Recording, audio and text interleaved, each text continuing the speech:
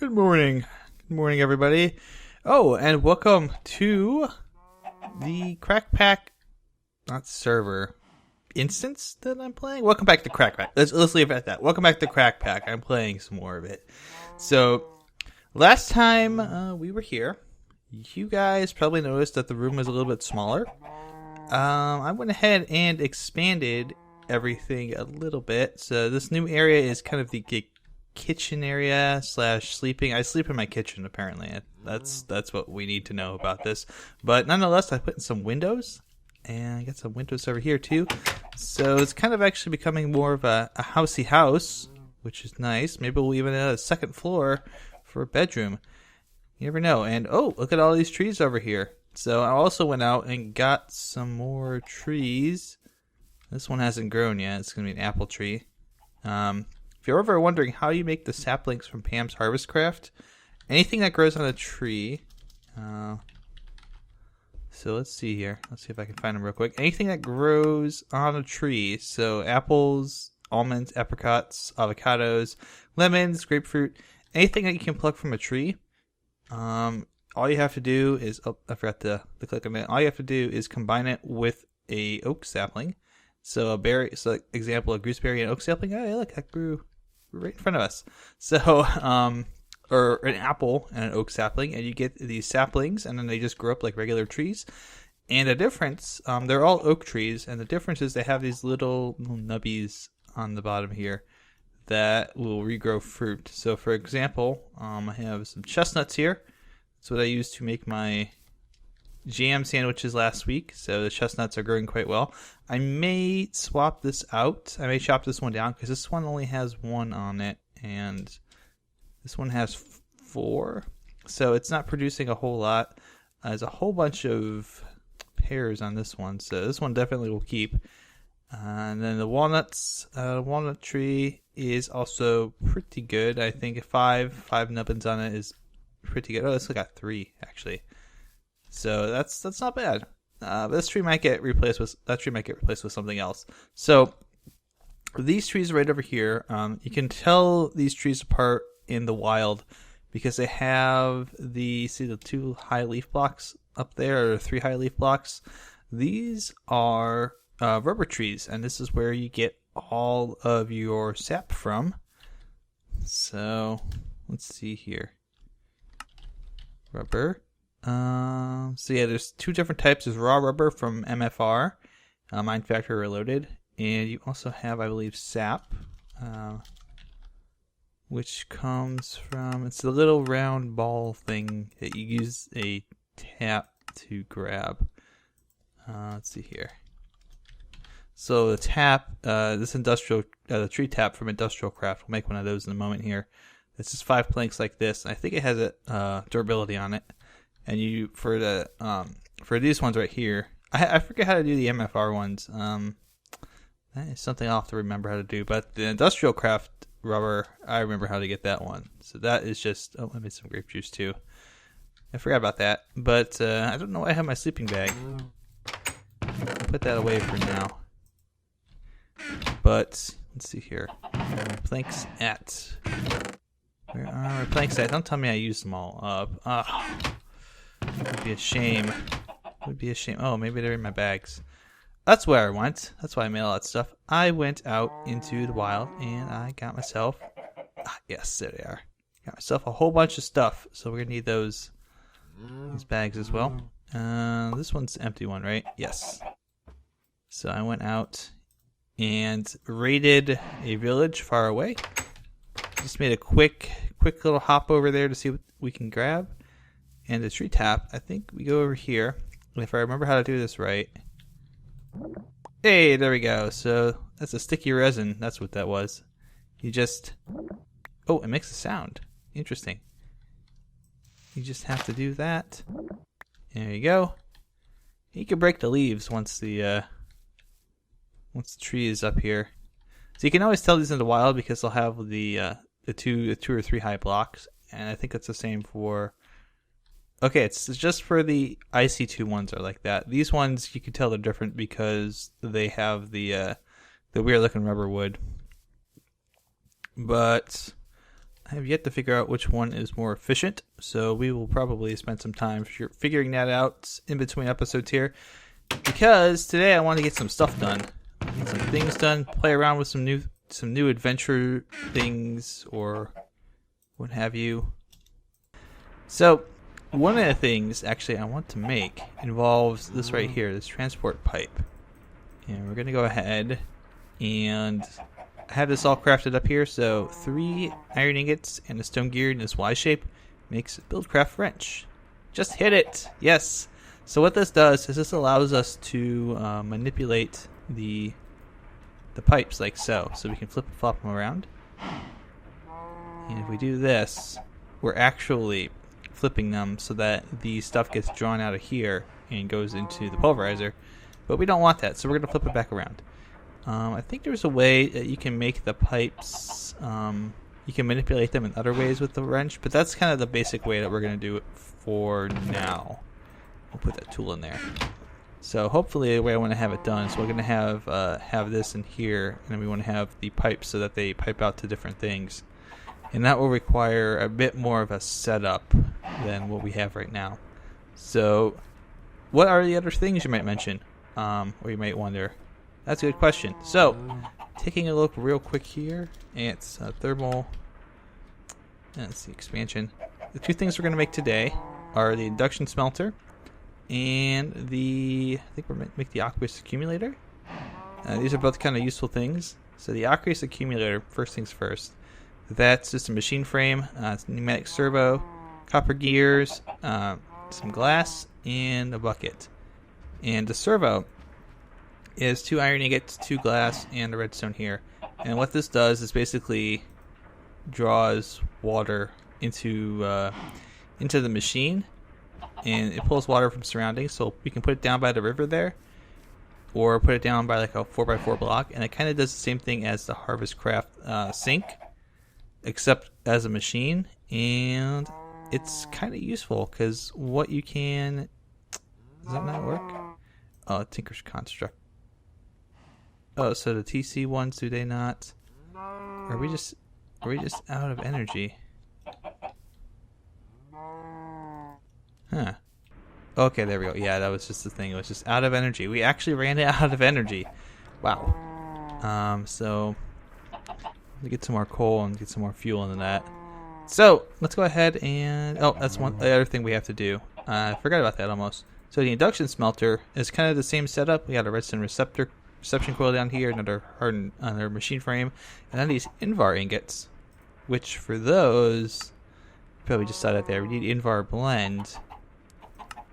And to make that, actually I'll just show you right here. You need 2 parts iron and 1 part ferrous metal, which is nickel. And that makes 3 of these for each 2 and 1 that you put in there. So that's 12 more. We will actually go ahead and put that in there. Oh, it just popped out. Pulverized tin. That's fine, we'll just throw that in there. So that was the last of the tin. And we got our ferrous metal. And those are going to pop out because there's something in here cooking up. And while we're doing that, we can go ahead and get the pneumatic servo all set here. Some redstone, iron ingot, pneumatic servo, so that's taken care of. And so that's the one thing. If there is something cooking in your redstone furnace and you've got stuff that's popping into your pulverizer and going out through the pipe, it will decide that it's going to pop out. And that's no good. Okay, so let's go ahead and we'll put these 2 extra buckets up here, and then we'll just fill this bad boy with water. I wish it would stop doing that. We'll just fill this up with water so that, oh, that's already full. Okay.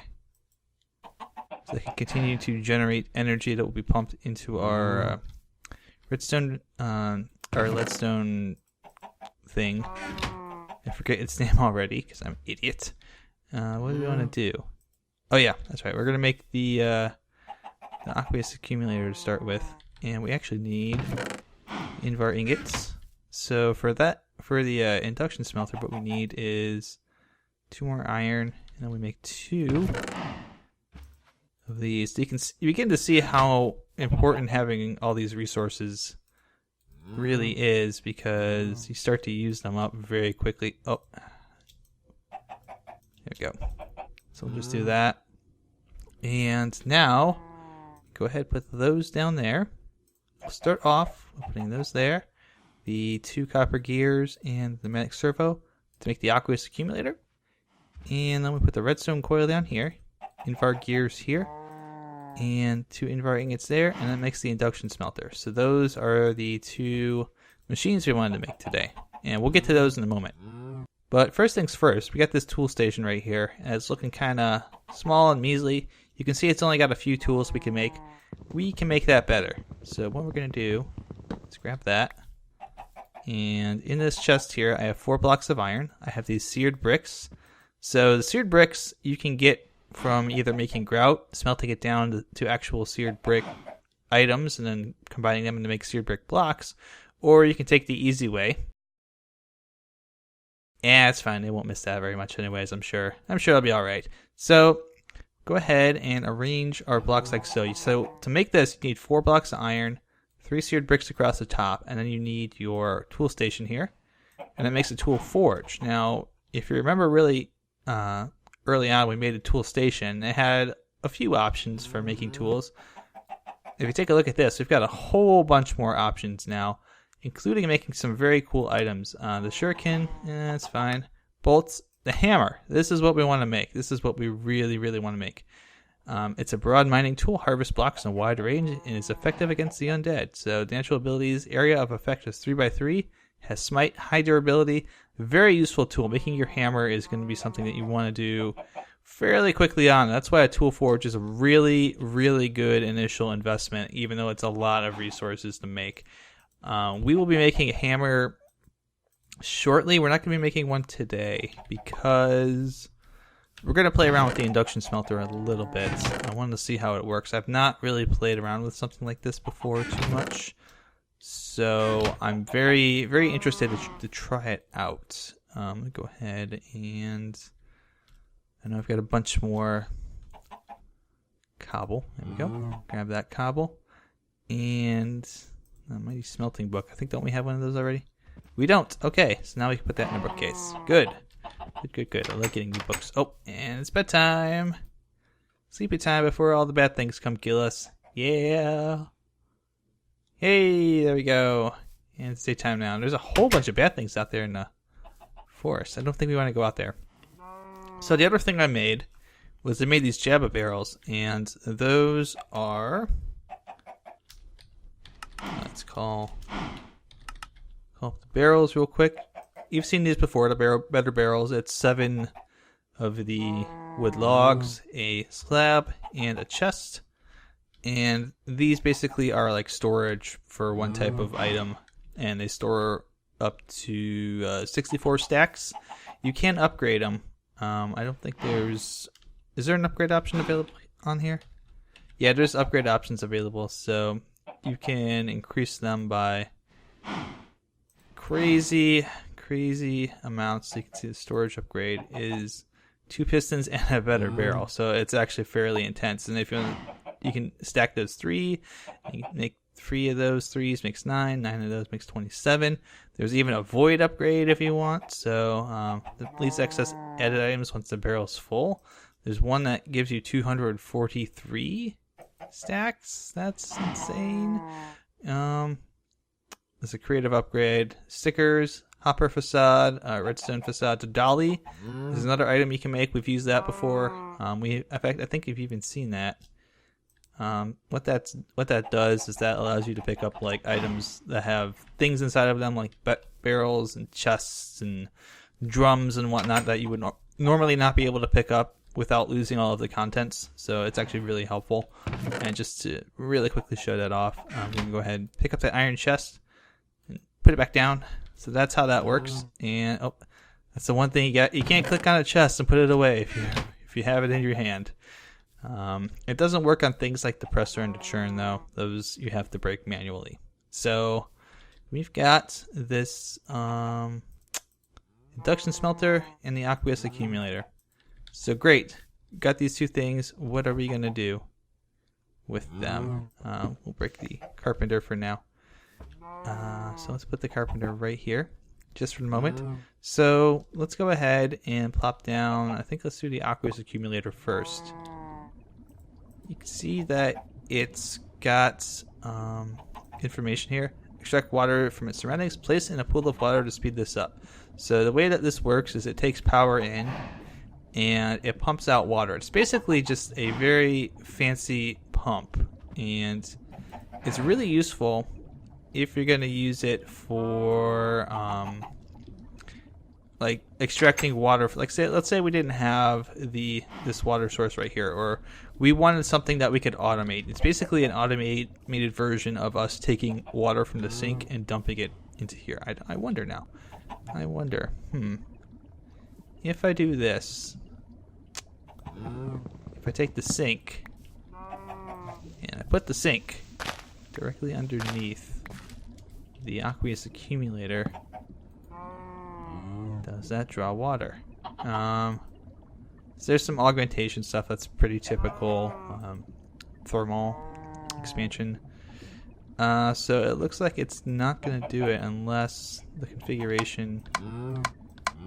Yeah, so it's not going to draw from the sink. It was worth a shot to try it, I think, just to see if that would possibly work. But it looks like the sink doesn't work that way. So we could, if we wanted to, we could just go outside. Oh, actually, it's gonna... Is that outputting... It's outputting the steam, so we'll go ahead and take that, let that do its thing. So this would normally go like, let's say for example, right here. We put that right there, and you can see it's automatically accumulating things all on its own. Doesn't need any power actually to do it either, so it's very helpful. Very, very helpful. So now we've got an extra 4,000 water. And what we would need to pump that out is we would need a liquid duct, I believe. So, or liquid transport pipe. Let me just make sure. So there should be sorts items, quartz pipe. Wooden transport pipe would be the first one that would extract it. So stone transport pipe. Each of these pipes has a different fluid pipe. There we go. So a stone fluid pipe requires pipe sealant, which can be made from beeswax or cactus green, which we don't have yet. So we can't make that quite yet. You can see here too. Look at there's a difference here with the fluid pipes. The different materials require, they require certain, obviously, transport pipes to be made, which are fairly simple in their construction, but they also have different, I guess, tolerances for how many microbuckets per tick they can draw. So obviously, diamond is going to draw the most. It's a void fluid pipe. Okay, that's interesting. Yeah, this is already full up. So we'd want to get I think we'd want to get a water pipe, a wooden fluid pipe to draw it out. And actually, we could get the emerald pipe. That would actually be even better. It would draw even more. So the iron pipe has a valve on it. That's actually kind of useful. We'll get back to that in a moment. The one that we want to play with, the one that we want to really check out, is the induction smelter, which we'll put right there. And put that coal back in there. And a little bit of water. Do its thing. So this is now going and filling up with energy. It's draining from the leadstone cell. And this is a beast I have not played with. So, smelts metals and things that require high temperatures, useful for processing ores and building advanced devices. Left slot can be locked to only contain certain items. Will absolutely not cook food, so don't cook your food in this. But what we can do, I think, let me just try this out. So I remember we made that invar earlier. Let me go take a look. So I think the induction smelter, let's upgrade crafting. Let's go ahead and grab the invar real quick. The invar blend. So shapeless crafting, polarizer, crusher. I feel like I need like a Ford lexicon so that I could figure this stuff out. But let's try putting some in there, and we get... Hey, look at that. We got Invar ingots right off the bat. So instead of going ahead and, you know, putting in everything in here and then smelting it down. So let's try Electrum as well. So Electrum is just... I think it's gold and what's the other one? Silver. Okay, gold and silver. I'm trying to remember what all the various recipes are. So let's take a look. We got electrum, we got some gold, 1, 2, and some silver, 1, 2. Go ahead and take those out and pop those in there. So this kind of skips a couple of steps in the process, and I think it also gives us the opportunity to have a secondary item that pops out.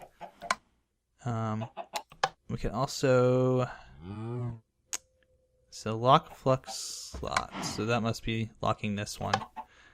I haven't really played around with this too much. So augment tab allows for modulars, and that requires redstone flux to operate. Okay.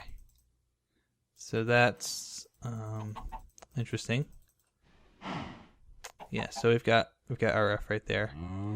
But yeah, it looks like that skips a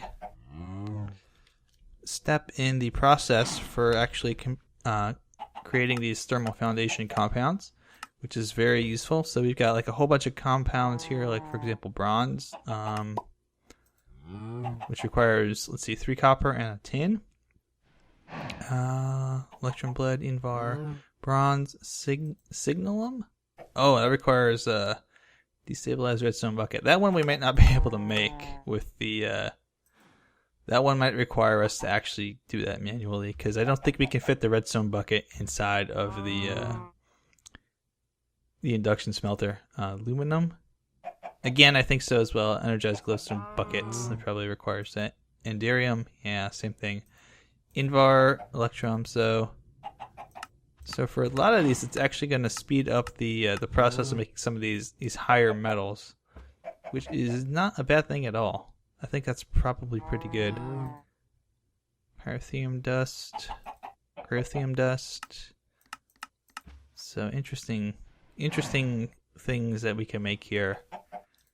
Well, let's go ahead and make the bronze as well, just because. Why not? 1, 2, 3, and 1 tin. And we'll go ahead and pop those in there. And bippity boppity boop. Hey, brown tickets. How about that? So now we got a little bit of everything. So the induction smelter it's probably a nice time saver for some of the other things. We don't have to go to the crafting table and make the blends for everything again, and then come over here and throw it in the furnace and then wait for it to spit out. It skips a step for a few of the things. It's probably a little more useful in some of the mod packs that have a lot more of these special blends, but not the ones that are necessarily things that you have to have buckets for, like Zephyrian Aerothium bucket. What the hell?